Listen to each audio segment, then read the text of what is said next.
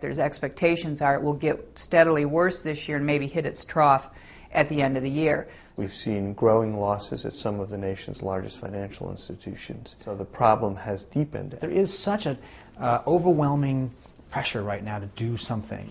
The statistics every day underscore the urgency of the economic situation. The American people expect action. The economic crisis has Washington trying to act on many fronts.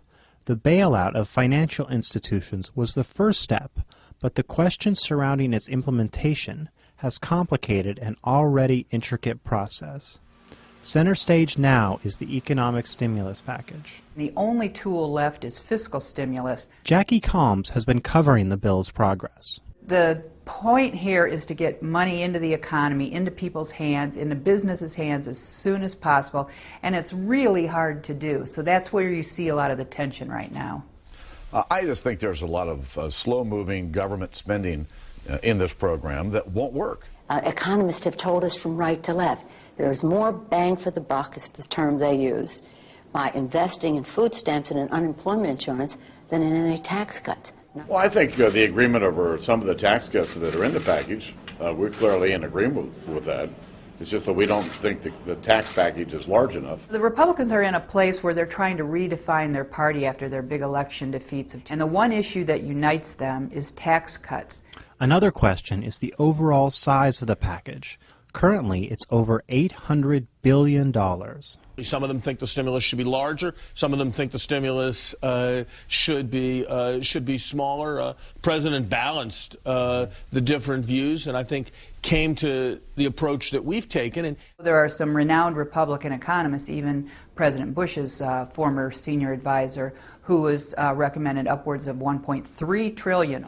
The recovery package that we've proposed and is moving its way through Congress is just one leg in a multi-legged stool. Stephen Labaton has been covering the bailout.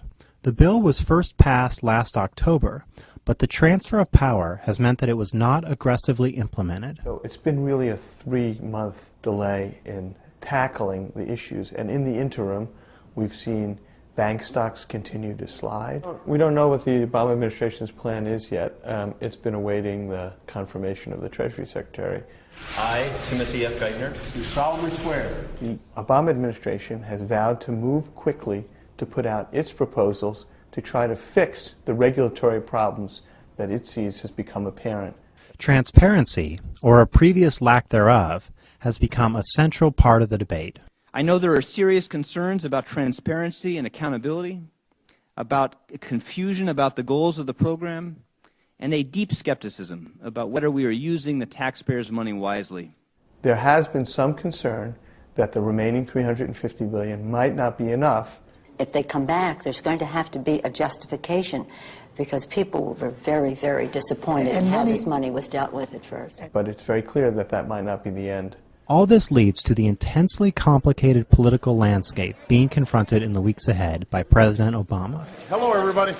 Peter Baker is covering the new administration. This is a lot of money.